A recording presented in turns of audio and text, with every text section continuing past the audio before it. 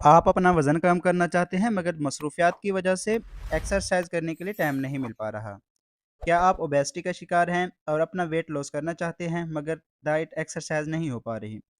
आपने पहले भी वज़न कम किया था मगर अब दोबारा वज़न बढ़ रहा है। तो परेशान ना हों, ये वीडियो आपके लिए है।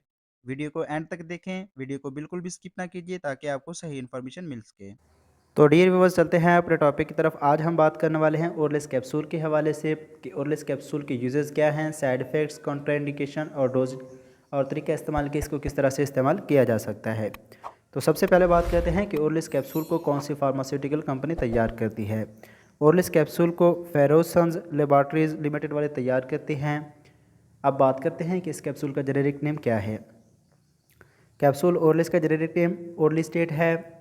ओरलिस्टेट वज़न कम करने वाली वाहिद मेडिसिन है जो कि दुनिया भर में बहुत ज़्यादा इस्तेमाल की जाती है और ये वज़न करने में नहायत ही मुफीद है।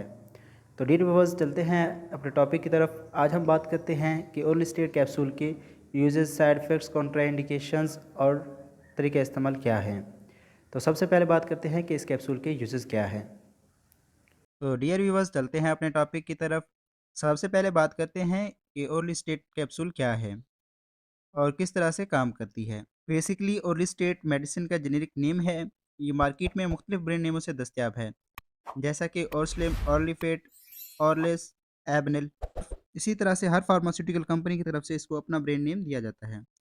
अब बात करते हैं इस कैप्सूल के काम करने के अमल की कि ये कैप्सूल किस तरह से आपको फ़ायदा दे सकता है। ये कैप्सूल आपकी आंतों में जज़ब होने वाली ग़िज़ाई चर्बी यानी डायट्री फैट की मिकदार को कम करके वज़न में कमी को फ़रोग़ देता है। लिपेज़ एक एंजाइम है जो कि डाइजेस्टिव ट्रैक्ट में पाया जाता है। ग़िज़ाई चर्बी यानी डायट्री फैट छोटे हिस्सों में तोड़ने में मदद करता है, इसलिए इसे एनर्जी के लिए इस्तेमाल या स्टोर किया जा सकता है। ओरलिस्टेट लिपेज़ के काम को रोकता है।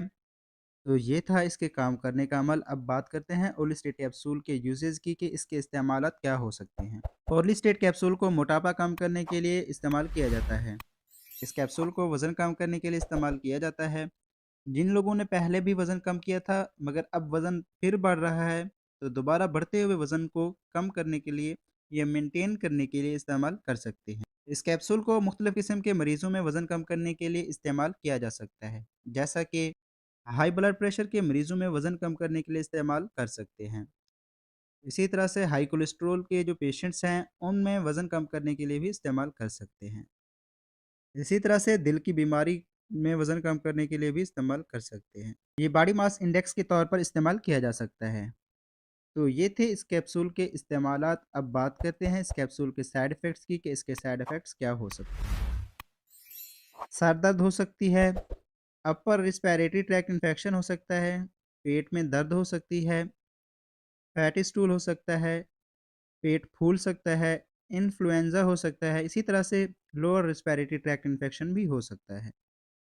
रेक्टल पेन हो सकती है, आंतों की बेज़ाब्तगी हो सकती है, दाँतों की खराबी, मसूड़ों की खराबी, इसी तरह से पेशाब की नाली का इन्फेक्शन यानी यूटीआई, यूरिनरी ट्रैक्ट इन्फेक्शन भी हो सकता है।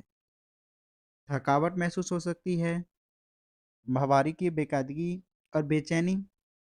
तो ये थे इसके साइड इफ़ेक्ट्स। अब बात करते हैं कॉन्ट्राइंडिकेशंस की कि इसकी ममानियत क्या हो सकती है। कौन से लोग इसे इस्तेमाल नहीं कर सकते? वो लोग जो ओरली स्टेट से एलर्जिक हों, वो इस कैप्सूल को इस्तेमाल नहीं कर सकते।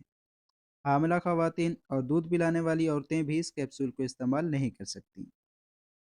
वो पेशेंट्स जो क्रोनिक मैलाब्सॉर्प्शन सिंड्रोम में मुब्तला हों, वो भी यूज़ नहीं कर सकते।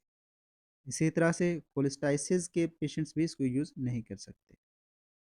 तो ये थे इस कैप्सूल के कॉन्ट्राइंडिकेशंस। अब बात करते हैं इस कैप्सूल को किस तरह से इस्तेमाल किया जा सकता है। Doses and how to use.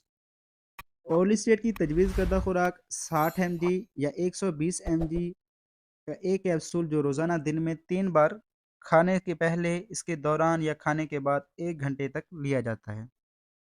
अगर खाना छूट जाए तो उसकी खुराक को छोड़ा जा सकता है। 24 घंटे में 60 mg, 120 mg के 3 से ज़्यादा कैप्सूल नहीं लेने चाहिए। ये गुज़ारिश की जाती है कि ग़िज़ा फलों और सब्जियों से भरपूर होनी चाहिए। इस कैप्सूल का इस्तेमाल 6 माह से ज़्यादा नहीं होना चाहिए। अगर मरीज़ 12 हफ्तों के इलाज के बाद अपना वज़न कम नहीं कर पा रहे, तो उन्हें अपने डॉक्टर या फार्मासिस्ट से रुजू करना चाहिए। इलाज बंद करना ज़रूरी हो सकता है। ओनली स्टेट कैप्सूल के साथ इलाज बंद होने पर खुराक और वर्जिश के प्रोग्राम की पैरवी जारी रखनी चाहिए। ओनली स्टेट को कम कैलोरी वाली ग़िज़ा डाइट के साथ लेना चाहिए, जिसमें फ़ैट 30% कम कैलोरीज़ हों। ओनली स्टेट कम से कम जज़ब होता है, इसलिए इसे बूढ़ों और जिगर की खराबी वाले अफराद में खुराक की एडजस्टमेंट की ज़रूरत नहीं होती। तो ये थी हमारी आज की information about only state capsule, कि आप ओनली स्टेट कैप्सूल को किस तरह से इस्तेमाल कर सकते हैं और अपना वज़न कम कर सकते हैं, और इसके क्या मुमकिन साइड इफ़ेक्ट्स हो सकते हैं, इसकी ममानियत क्या है, और इसी तरह से डोज़ेज के हवाले से। उम्मीद करते हैं कि आपको ये वीडियो अच्छी लगी होगी। अगर वीडियो अच्छी लगी है तो वीडियो को लाइक करें, कमेंट करें, हमारे चैनल को सब्सक्राइब करें और बेल आइकन प्रेस करना ना भूलें, ताकि मज़ीद इन्फॉर्मेटिव वीडियोस आप तक बआसानी पहुंच सकें। मिलते हैं नेक्स्ट वीडियो में, तब तक के लिए अल्लाह हाफ़िज़।